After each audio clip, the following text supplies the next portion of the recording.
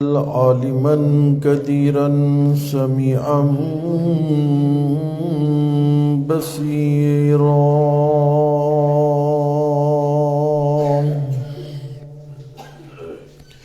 والصلاة والسلام على نبيه ورسوله شاهدا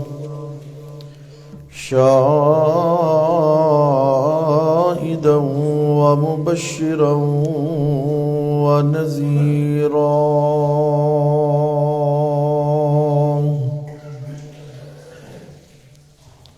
وعلى آله وأصحابه أجمعين كثيرا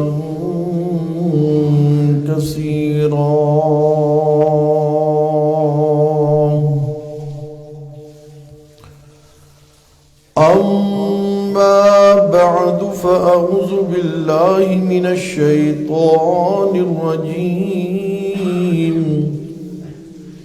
بسم الله الرحمن الرحيم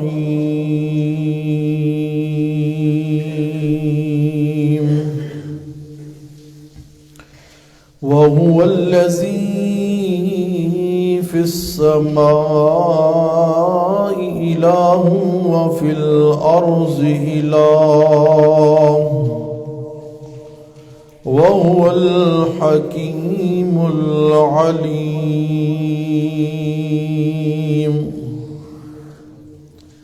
صدق الله العلي العظيم وصدق رسوله النبي الكريم ونحن على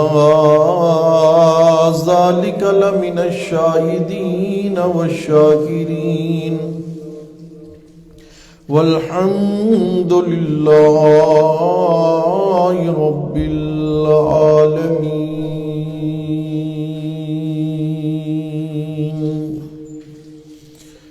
سامعین گرامی قدر، آج کی اس نشست میں اللہ کریم کی لاریب اور بے عیب کتاب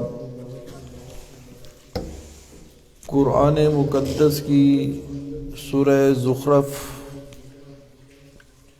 اور سورہ دخان، سورہ جاسیہ اور سورہ الاحقاف کا مختصر خلاصہ عرض کیا جائے گا۔ سورہ زخرف میں اللہ کریم نے منکرین کی سرکشی کی ایک جو وجہ تھی کہ انہیں اپنے مال و دولت پر بڑا غرور تھا، وہ اپنے مال، دولت، زر، کوٹھیے، بنگلے، بینک بیلنس، زمینیں، اس وجہ سے بھی بڑے متکبر بن چکے تھے اور اللہ کے پیغمبر کو جو ہے وہ اپنے مقابلے میں کمتر سمجھتے تھے، اپنے آپ کو بڑا اعلیٰ سمجھتے تھے۔ اللہ کریم نے جو ہے اس صورت میں مال اور دولت کی بے وقتی کو بیان کیا ہے۔ فرمایا یہ مال و دولت جو ہے نا، یہ آگے کام آنے والی چیز نہیں ہے، یہ کام آنے والی چیز نہیں ہے۔ تو اس کے ساتھ ساتھ اللہ کریم نے مشرکین کے ایک شبہ اور خیال کا بھی جواب دیا۔ وہ یہ تھا کہ ہم جو اللہ کے علاوہ اوروں کو حاجت روا اور مشکل کشا سمجھ کر پکارتے ہیں، چلو ہم انہیں مشکل کشا نہیں سمجھتے، حاجت روا نہیں سمجھتے، صرف اتنا ان کے متعلق عقیدہ رکھتے ہیں کہ وہ ہماری سفارش اللہ تعالیٰ کے حضور پیش کرتے ہیں، اس لیے ہم ان کو شفیع سمجھ کر پکارتے ہیں۔ تو اس کا جواب دیا کہ انہیں شفیع غالب سمجھ کر پکارنا بھی شرک ہے۔ کیا ہے؟ شرک ہے۔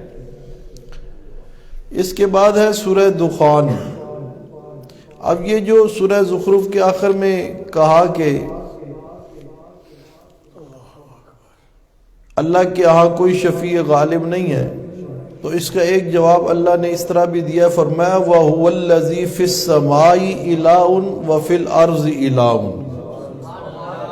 آسمانوں میں بھی اختیار اللہ کا چلتا ہے، زمینوں میں بھی اختیار اللہ کا چلتا ہے، ادھر بھی الہ اللہ ہے، ادھر بھی الہ اللہ ہے، وَهُوَ الْحَكِيمُ الْعَلِيمُ۔ آگے فرمایا وَتَبَارَكَ الَّذِي لَهُ مُلْكُ السَّمَاوَاتِ وَالْأَرْضِ وَمَا بَيْنَهُمَا۔ فرمایا کہ برکتوں والی وہ ذات جس کے لیے بادشاہی ہے آسمانوں کی اور زمینوں کی، وَمَا بَيْنَهُمَا، اور جو کچھ ان دونوں کے درمیان ہے، وَعِندَهُ عِلْمُ السَّاعَةِ، اور اسی کے پاس ہے قیامت کا علم، وَإِلَيْهِ تُرْجَعُونَ، اور اسی کی طرف تم نے لوٹ کے جانا ہے، وَلَا يَمْلِكُ الَّذِينَ يَدْعُونَ مِن دُونِهِ الشَّفَاعَةَ إِلَّا مَنْ شَهِدَ بِالْحَقِّ وَهُمْ يَعْلَمُونَ۔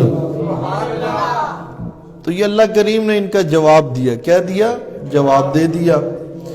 آگے ہے سورہ دخان، مختصر کرتا ہوں، ٹائم تھوڑا ہوتا ہے۔ سورہ دخان میں، دخان کہتے ہیں دھوئے کو، اس کے اندر دھوئے کا ذکر ہوا، اس وجہ سے اس کا نام سورہ دخان رکھ دیا۔ دھوئے سے کیا مراد ہے؟ ایک قول تو یہ ہے کہ یہ جو منکرین توحید ہے نا، ان پر ایسا کہتا ہے گا کہ بھوک کی وجہ سے جو ہے نا ان کی آنکھوں کو جو ہے نا دھواں ہی دھواں نظر آئے گا ہے۔ اور ایک جو ہے قول اس کے متعلق یہ ہے کہ قیامت کی نشانیوں میں سے یہ نشانی ہے کہ مشرق سے مغرب تک دھواں چھا جائے گا، دھواں ہی دھواں چھا جائے گا۔ تو اللہ پاک یہ بتانا چاہتے ہیں کہ قیامت جو ہے یہ برحق ہے، اس نے آ کے رہنا ہے۔ اس سے پہلے کہ وہ دھوئے والا منظر ظاہر ہو، اس سے پہلے اپنے آپ کو ٹھیک کر لو، اپنے آپ کو ٹھیک کر لو، اللہ کی توحید کو مان لو، نبی کی قدر کر لو، نبی کے پیچھے چلو، نبی پر ایمان لے آؤ۔ اور دوسرا جو ہے کہ مشرک یہ بات بھی کہتے تھے کہ ہم معبودان باطلہ کو اس لیے پکارتے ہیں کہ وہ ہماری کیا کرتے ہیں؟ سفارش کرتے ہیں۔ کیا کرتے ہیں؟ سفارش کرتے ہیں۔ اللہ پاک نے فرمایا سفارش تب کریں گے نا جب وہ سنیں گے، سفارش تو تب کریں گے جب وہ سنیں گے۔ فرمایا اِنَّهُ هُوَ السَّمِيعُ الْعَلِيمُ، اوے بے شک وہی ذات ہے سننے والی، جاننے والی۔ ہاں یہ دیکھیں نا، فرمایا حامیم والکتاب المبین اِنَّا أَنزَلْنَاهُ فِي لَيْلَةٍ مُبَارَكَةٍ اِنَّا كُنَّا مُنذِرِينَ فِيهَا يُفْرَقُ كُلُّ أَمْرٍ حَكِيمٍ أَمْرًا مِّنْ عِنْدِنَا إِنَّا كُنَّا مُرْسِلِينَ رَحْمَةً مِّن رَّبِّكَ إِنَّهُ هُوَ السَّمِيعُ الْعَلِيمُ۔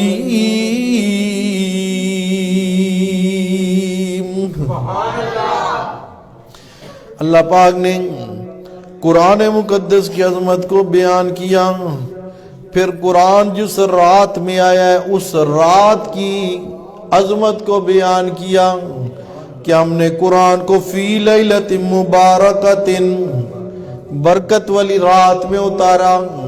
یہ برکت والی رات شب برات نہیں بلکہ شب قدر ہے۔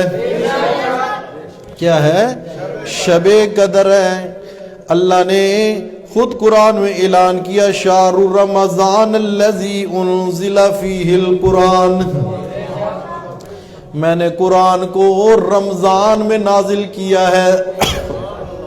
یہاں فرمایا برکت والی رات میں نازل کیا، اور دوسری جگہ واضح طور پر فرمایا کہ میں نے قرآن کو رمضان میں نازل کیا۔ پتہ چلا جب قرآن رمضان میں نازل ہوا ہے تو وہ برکت والی رات بھی رمضان ہی کی ہے، اور وہ کون سی ہے؟ فرمایا اِنَّا أَنزَلْنَاهُ فِي لَيْلَةِ الْقَدْرِ وَمَا أَدْرَاكَ مَا لَيْلَةُ الْقَدْرِ لَيْلَةُ الْقَدْرِ خَيْرٌ مِّنْ أَلْفِ شَهْرٍ تَنَزَّلُ الْمَلَائِكَةُ وَالرُّوحُ فِيهَا بِإِذْنِ رَبِّهِمْ مِّنْ كُلِّ أَمْرٍ سَلَامٌ ہی حتی مطلع الفجر۔ آج کی رات بھی انہی تاک راتوں میں سے ایک رات ہو سکتا ہے، آج کی رات ہی شب قدر ہو، ہے جی 25ویں رات ہے نا۔ جاگیے، اللہ کو راضی کیجیے، اللہ سے معافی مانگیے، اللہ کی رحمت جوش میں ہوتی ہے، جو مانگیں گے اللہ دے گا انشاءاللہ، ہے۔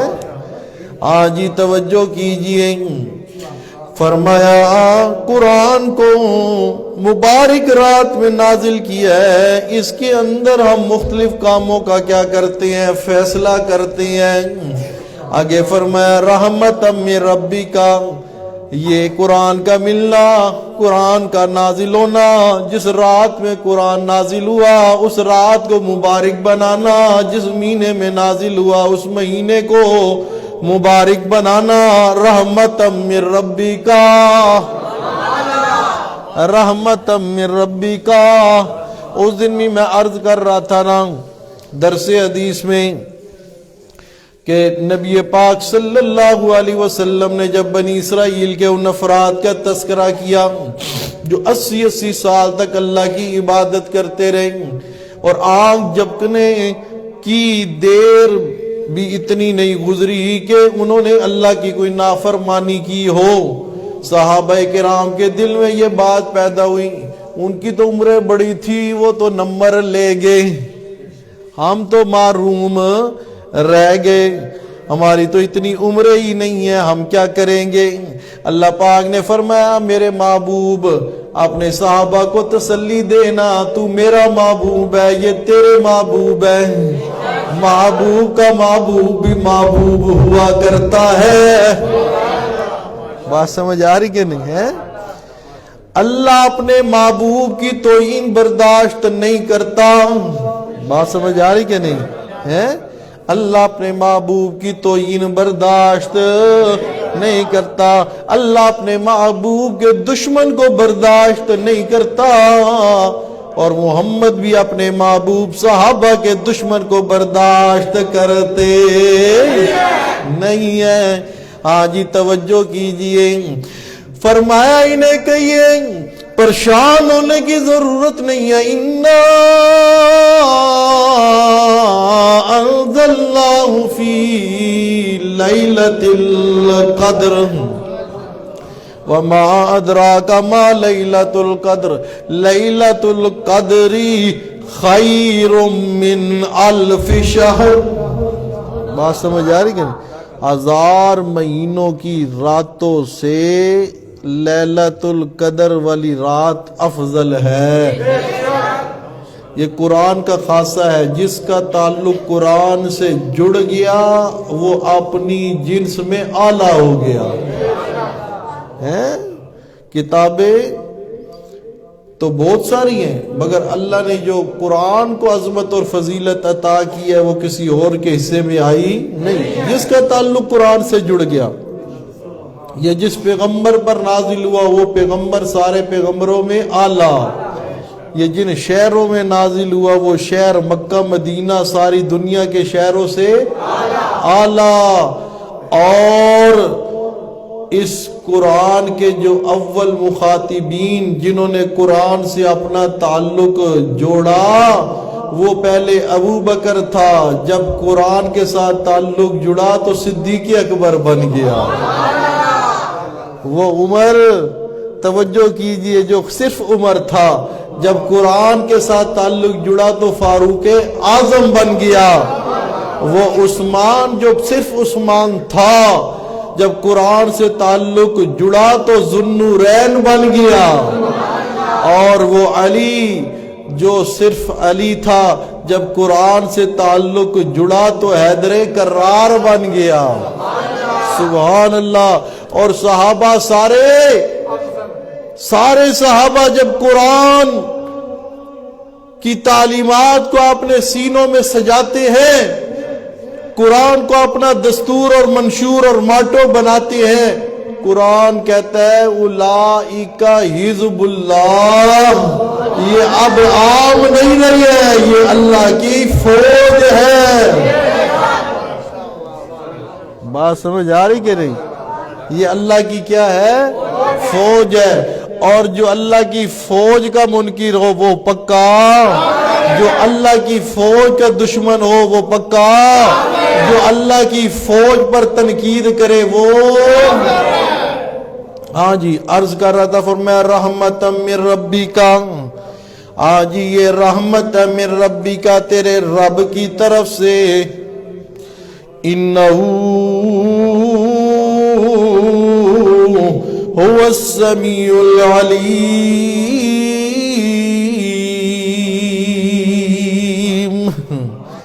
بے شک وہی ہے سننے والا جاننے والا. تم کہتے ہو جی یہ سفارش کریں گے، فرمایا سفارش تو تب کریں گے نا جب سنیں گے. جب کیا کریں گے؟ سنیں گے. یہ تو سنتے ہی کوئی نہیں.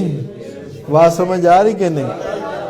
ہاں یہ عقیدہ کہ مردے سنتے ہیں، یہ شرک کا چور دروازہ ہے. ہاں یہ شرک کی پہلی سیڑھی ہے، پہلی سیڑھی کہ مردے سنتے ہیں. مولوی جب عقیدہ بناتا ہے نا جی مردے سنتے ہیں، پھر مقتدی کہتے ہیں اچھا ہم سنائیں گے، ہم سنائیں گے. پھر اگلا عقیدہ بنتا ہے جی یا کر دیں گے یا کروا دیں گے، یا خود ہمارا کام کر دیں گے یا خدا سے کروا دیں گے. ہیں ایک ہے نا اعلی قسم کا مشرک. بات سمجھ آ رہی کہ نہیں ہے؟ اور ایک ہے چھوٹا مشرک، چھوٹے لیول کا. ہے دونوں مشرک، ہے دونوں پلید. بات سمجھ آ رہی کہ نہیں ہے؟ وہ جو بڑا مشرک کہتا ہے وہ کیا کہتا ہے؟ وہ کہتا ہے خواجہ نہ دیں گے تو اور کون دے گا، خواجہ نہ دیں گے تو اور کون دے گا. جو کچھ دینا ہے وہ خواجہ نہیں دینا ہے. یہ جو ہے نا فرسٹ کلاس مشرک ہے. اور سیکنڈ کلاس مشرک کیا کہتا ہے؟ وہ کہتا ہے خدا سے دلوا دیتے ہیں میرے خواجہ، خدا سے دلوا دیتے ہیں میرے خواجہ. اوئی شفیع غالب. بات سمجھ آ رہی کہ نہیں؟ جو ان مشرکین عرب کا عقیدہ تھا. بات سمجھ آ رہی کہ نہیں؟ ہاں جی. تو یہ پھر جو ہے نا مولوی کہتا ہے مردے سنتے ہیں، یہ کہتے ہیں اچھا سنتے ہیں تو پھر ہم سنائیں گے. بات سمجھ آ رہی کہ نہیں؟ کوئی کہتا ہے جی ہم جا کے دعا سنائیں گے، کوئی کہتا ہے ہم سلام سنائیں گے، کوئی کہتا ہے ہم اپنی استدعا سنائیں گے، اپنی تمنا سنائیں گے. بات سمجھ آ رہی کہ نہیں؟ ہاں جی توجہ کیجئے. امام ابو حنیفہ رحمت اللہ علیہ، حنفیوں کے امام، اللہ کے ولی، امام اعظم ابو حنیفہ رحمت اللہ علیہ، وہ دیکھتے ہیں ان کا گزر ہو رہا ہے. دیکھا چند قبریں ہیں، نیک لوگوں کی قبریں ہیں. وہاں پر ایک صوفی صاحب کھڑے ہوئے ہیں، ان قبر والوں کے ساتھ بات چیت کر رہی ہیں. کن کے ساتھ؟ قبر والوں کے ساتھ. دیکھیں نا مت ماری ہوئی ہے مشرک کی مت. رب رسے تے عقل خسے. بات سمجھ آ رہی کہ نہیں؟ رب رسے تے عقل. یہ جو ہے نا ان کی مت ماری ہوئی ہے. اذا جاء الشرک ذهب العقل. جب شرک آتا ہے عقل رخصت ہو جاتی ہے. الشرک والعقل ضدان وضدان لا یجتمعان. یہ دو ضدیں ہیں، جو مشرک ہو وہ عاقل نہیں ہوتا، جو عاقل ہو وہ مشرک نہیں ہوا کرتا۔ اب وہ قبر والوں کے ساتھ بات چیت کر رہے ہیں، امام صاحب نے دیکھا، اسے بلایا، اسے پوچھا، او قبر والوں کے ساتھ بات کرنے والے صوفی صاحب، حل اجاب لکا، کیا انہوں نے تجھے کوئی جواب بھی دیا ہے کہ کوئی نہیں؟ آگے سے بوتھی لٹکا کے کہنے لگا لا، امام صاحب جواب تو کوئی نہیں دیا، جواب کوئی نہیں دیا۔ امام صاحب آئے جلال کے اندر فرمانے لگے سحقن لکا و تربت یداکا، اوے تیرا ستیہ ناس ہو جائے، تو ہلاک ہو جائے، کیف تکلم اجسادا لا یستطیعون جوابا، اور تو ایسے جسوں سے، ایسے دڑوں سے، ایسے جسموں سے کیسے بات کر رہا ہے؟ لا یستطیعون جوابا، جو جواب دینے کی قوت نہیں رکھتے، ولا یملکون شیئا، اور تیری کسی چیز کے نفع نقصان کے مالک بھی نہیں ہے۔ وہ نفع نقصان کے مالک کیسے ہوں یا تیری بات کا جواب کیسے دے؟ جو بنیادی چیز ہے، فرمایا وَلَا يَسْمَعُونَ صَوْتًا، وہ دونوں کام تو تب کرے نا یہ تیری پکار سنتے ہو، یہ تو تیری پکار ہی کوئی نہیں سنتے۔ بات سمجھ آ رہی کہ نہیں؟ جو ایک نمبر انفی ہے نا، حلالی انفی، بات سمجھ آ رہی کہ نہیں؟ مسجدوں کے بعد لکھا ہوتا ہے مسلک علماء دیوبند حنفی، مسلک علماء بریلویہ حنفی، لکھا ہوتا ہے نا، ہے؟ امام ابو حنیفہ تو کہتے ہیں سحقن لکا و تربت یداکا، وہ شخص ہلاک ہو جائے، برباد ہو جائے، جو مردوں کے ساتھ گپے مارتا ہے، جو اس کی بات کو سن سکتے، اور بولیے اس کی بات کو سن سکتے نہیں ہے، جواب دے سکتے نہیں ہے، کوئی نفع نقصان پہنچا سکتے نہیں ہے۔ ہاں جی، بات کیا چل رہی تھی؟ نہیں، بات کدھر سے آئی ہے؟ چلے خیر، سب بولے سبحان اللہ۔ ہاں، انہو هو السمیع العلیم، فرمایا کہ دعاؤں کا سننے والا، جاننے والا کون ہے؟ اللہ ہی ہے، اللہ کے علاوہ اور کوئی نہیں ہے۔ سورہ جاسیہ ہے آگے، اس کا مرکزی عنوان جو ہے وہ ہے اس بات قیامت۔ کیا ہے؟ اس بات قیامت۔ اب یہ میں نے جیسے شروع میں عرض کیا تھا کہ آخری جو حصہ ہے نا، اس کے اندر جو اللہ فرماتے ہیں قیامت کے دن کا مالک بھی میں ہوں، قیامت کے دن کا مالک بھی، یوم لا تملک نفس لنفس شیئا والامر یومئذ للہ، قیامت والے دن کوئی نفس کسی نفس کے لیے ذرا برابر کسی شے کا مالک نہیں ہوگا، اس دن سارا اختیار کس کا چلے گا؟ اللہ ہی کا چلے گا۔ تو اب اس صورتوں کے اندر جو ہے اس بات قیامت کو، وقوع قیامت کو بھی ثابت کیا گیا۔ سورہ جاسیہ میں اسی حقیقت کو واضح کیا کہ بھئی قیامت نے آنا ہے، قیامت نے آنا ہے، قیامت آگے رہے گی۔ جو اللہ پاک تمہیں بغیر نمونے کے پیدا کر سکتا ہے، تمہیں ساری نعمتیں دے سکتا ہے، اس کے لیے کون سا مشکل ہے کہ وہ قیامت کے دن تمہیں اٹھا نہ سکے؟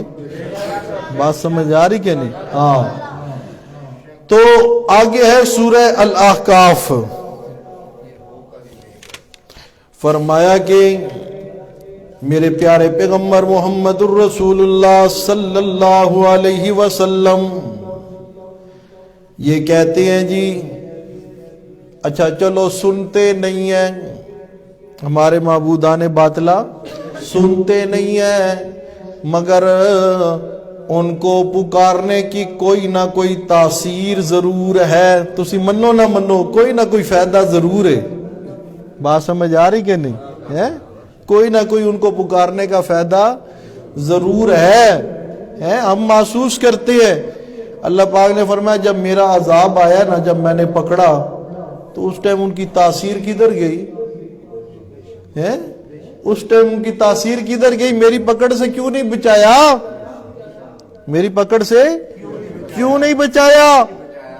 اس ٹائم تمہیں جو ہے نا اپنی طرف سے برکت کیوں نہیں دی انہوں نے؟ بات سمجھ آ رہی کہ نہیں ہے؟ جب میرا عذاب آ گیا پھر تاثیر کدھر گئی؟ بات سمجھ آ رہی کہ نہیں؟ پھر تاثیر کدھر گئی؟ پھر ان کی برکت کدھر گئی؟ پھر آگے اللہ پاک نے جو ہے نا ان کو چیلنج کیا، فرمایا کہ پہلے تمہید باندھی، ساتھ ترغیب دی، اور اس کے بعد جو ہے نا اللہ پاک نے ان سے دلیل عقلی اور نقلی کا مطالبہ کیا۔ کن سے؟ غیر اللہ کے پجاریوں سے ہیں؟ فرمایا حامیم تنزیل الکتاب من اللہ العزیز الحکیم۔ قرآن کے سٹیٹس کو بیان کیا، عظمت اور شان کو بیان کیا۔ آگے فرمایا ما خلقنا السماوات والارض وما بینہما الا بالحق۔ ہم نے نہیں پیدا کیا زمینوں کو اور آسمانوں کو اور جو کچھ اس کے درمیان ہے، الا بالحق۔ کس کے لیے پیدا کیا؟ حق کے لیے پیدا کیا ہے۔ یہاں باطل نظریہ رکھنے والے باطل فرقوں کا رد کرتا چلوں مختصر انداز میں ہے۔ توجہ کیجئے گا، یہودی کہتے تھے یہ کائنات حضرت عزیر کے لیے بنی ہے، اور کہتے تھے اللہ یہ کہتا ہے اگر میں نے عزیر کو پیدا نہ کرنا ہوتا لولا عزیر ما لما خلقت السماوات والارض، میں زمین و آسمان کو پیدا نہ کرتا۔ یہودیوں نے کہا کائنات ہمارے پیغمبر حضرت عزیر کے لیے بنی ہے۔ جب یہودیوں نے نعرہ لگایا عیسائیوں کو بھی جوش آیا، عیسائیوں نے بھی ان کو بھی کیڑے نے تنگ کیا، وہ بھی بولے، کہنے لگے یہ ساری کائنات جو بنی ہے ہمارے پیغمبر حضرت عیسیٰ کے لیے بنی ہے۔ کس کے لیے بنی ہے؟ حضرت عیسیٰ کے لیے۔ اگر اللہ نے حضرت عیسیٰ کو پیدا نہ کرنا ہوتا تو اللہ کچھ بھی پیدا نہ کرتا۔ یہودیوں نے بھی نعرہ مار دیتا، عیسائیوں نے بھی نعرہ مار دیتا۔ اگے آگے انہاں دے بھائی رضائی، بات سمجھ آ رہی کہ نہیں ہے؟ جی یہ دعا ہے، یہ دعا ہے، یہ دعا تیرا اور میرا خدا احمد رضا ہے۔ رضائی آ گئے، بات سمجھ آ رہی کہ نہیں؟ وہ کیا کہنے لگے انہوں نے بھی حدیث گڑی کہ اللہ کہتا ہے لولا کا لما خلقت الافلاک، اوے میرے لاڈلیا، او میرے پیارے محمد صلی اللہ علیہ وسلم، اگر میں نے تجھے پیدا نہ کرنا ہوتا تو میں اس کائنات کو پیدا نہ کرتا۔ رضائیوں کا سر صدائیوں پر بھی ہو گیا، بات سمجھ آ رہی کہ نہیں؟ ربڑیت بھی ہو گیا ہے، بات سمجھ آ رہی کہ نہیں ہے؟ لڑڑوں پر بھی ہو گیا، اے ڈھلے دیوبندیوں پر بھی ہو گیا۔ انہوں نے بھی بڑی بڑی پرجوش تقریریں کرنی شروع کر دی۔ اگر پیارے پیغمبر کو پیدا نہ کرنا ہوتا، چاند نہ ہوتا، سورج نہ ہوتا، سورج کی جو ہے نا روشنی نہ ہوتی، چاند کی چاندنی نہ ہوتی، جی پھولوں کی مہک نہ ہوتی، فلان نہ ہوتا، فلان نہ ہوتا، ایک ٹانگ چک کے کرسی تے رکھ دیتی، باواں ٹھوک لیتیاں، بات سمجھ آئی کہ نہیں ہے؟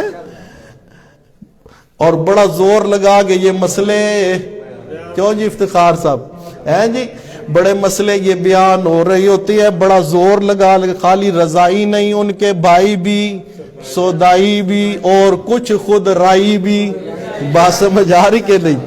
ہاں یہ سارے بڑا زور لگا رہے ہوتی ہے۔ پھر پیچھے آگے ملنگ، بات سمجھ آئی کہ نہیں؟ پیچھے آگے چرسی بنگی، انہوں نے بھی جوش چڑھیا نا، بوٹی جی تو لائی نا، پھر کیا ہے؟ بات سمجھ آ رہی کہ نہیں؟ ان کو بھی جوش آیا، انہوں نے کہا یہ ساری کائنات حضرت علی کے لیے بنی ہے۔ اللہ کہتا ہے اگر میں نے علی کو پیدا نہ کرنا ہوتا تو میں کچھ بھی پیدا نہ کرتا. جھگڑا ہو گیا. کیا ہو گیا؟ جھگڑا ہو گیا. یہودی کہتے ہیں ہمارے پیغمبر کے لیے کائنات بنی ہے، عیسائی کہتے ہیں حضرت عیسیٰ کے لیے بنی ہے، اور یہ رضائی کہتے ہیں یہ کائنات محمد الرسول اللہ صلی اللہ علیہ وسلم کے لیے بنی ہے. اور سبائی کہتے ہیں، بات سمجھ آئے گی، ابن سبا کی اولاد اور ذریت کہتی ہے یہ کائنات حضرت علی کے لیے بنی ہے. اللہ کا قرآن کہتا ہے فَإِن تَنَازَعْتُمْ فِي شَيْءٍ فَرُدُّوهُ إِلَى اللَّهِ وَالرَّسُولِ. جب تمہارا جھگڑا ہو جائے اپنے جھگڑے کو لٹاؤ اللہ کے قرآن کی طرف. سبحان اللہ. اللہ کے رسول کی طرف جھگڑے کو لٹاؤ. جب ہم نے جھگڑے کو قرآن پر پیش کیا، قرآن کہتا ہے او یہودیوں تم بھی جھوٹے، عیسائیوں تم بھی جھوٹے، رضائیوں تم بھی جھوٹے، ان کے بھائیوں تم بھی جھوٹے، سبائیوں تم بھی جھوٹے. ما خلقنا السماوات والارض وما بینہما الا بالحق. فرمایا میں نے زمین و آسمان کو پیدا نہیں کیا، کس لیے پیدا کیا؟ الا بالحق ای لاظہار الحق. الحق هو التوحید والتوحید لا الہ الا اللہ.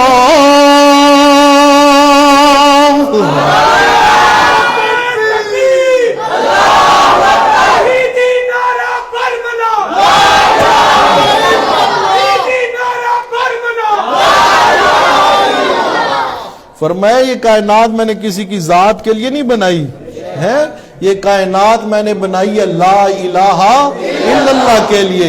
1,24,000 کم و بیش نبی بھیجے کس لیے؟ لا الہ الا اللہ کے لیے. اور اس کائنات کی ایک ایک چیز دلیل ہے کہ لا الہ الا اللہ. بات سمجھ آ رہی کہ نہیں؟ سورہ احقاف کی وہ دلیل عقلی نقلی انشاءاللہ کل ہے. وآخر دعوانا الحمدللہ رب